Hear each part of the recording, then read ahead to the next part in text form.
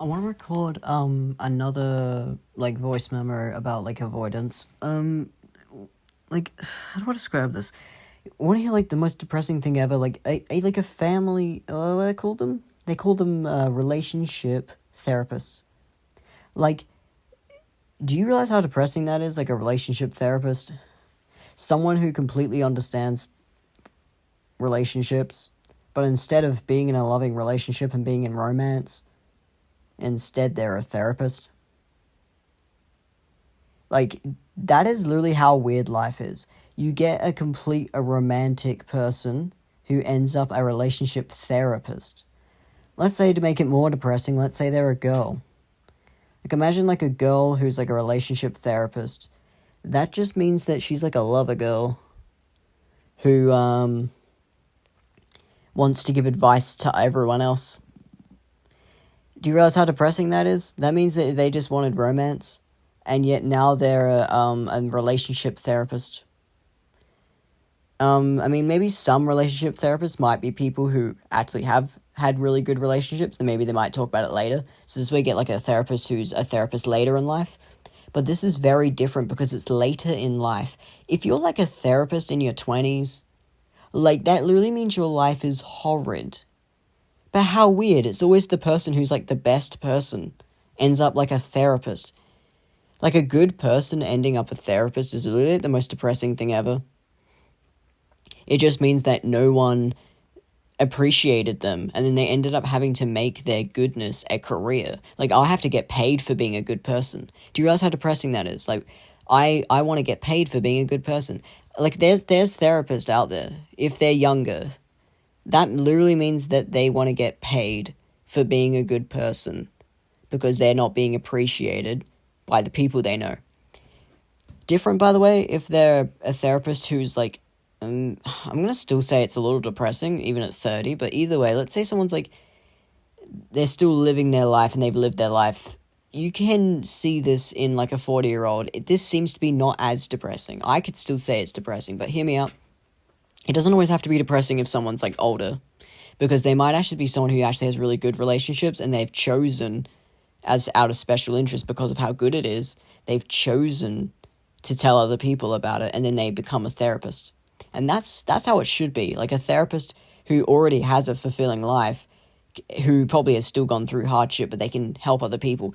People who are just like in their 20s and are interested in psychology. It's like, you're 20. You're a 20-year-old and you're into like psychology. Even a teenager, like in a teenager who's into psychology, that literally just means they're not doing well at all. Like a teenager into therapy or a teenager into psychology, that literally just means that they're like crazy. And that they're just like, well, at least I can help other people. And they start to, hopefully in their 20s they realize how depressing it is, but usually they can't tell. Or the opposite, they're an avoidant and they can completely tell.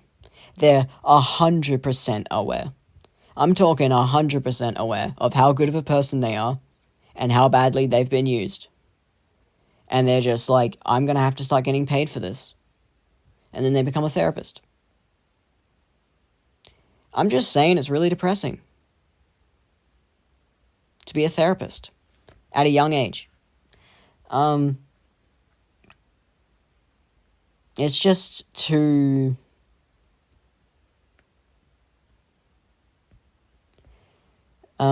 Like, I've been advised against it. Even I had this realization, and no one understood it. Like, the people who were just using me, they didn't get it. They're like, oh, you can get paid for it. I'm like, that's not what this is about. It's not about, oh, I can get paid for this. No, I'm talking about what it means.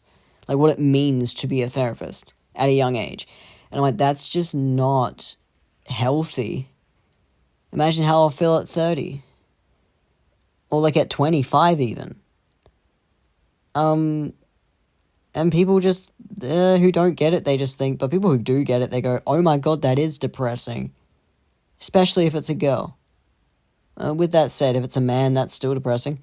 But at least he might still have the weird man thing. There's like a thing with men where like, how do I even put this into words? This is very hard to put into words, but it's like a thing that men have where it starts being like, sometimes it's less depressing if it's a man just because he might actually People are more willing to talk to men indirectly. They understand that those kinds of things are too sensitive to say. But when it's a girl, people just completely ignore a girl if she's ended up like that. They just ignore her.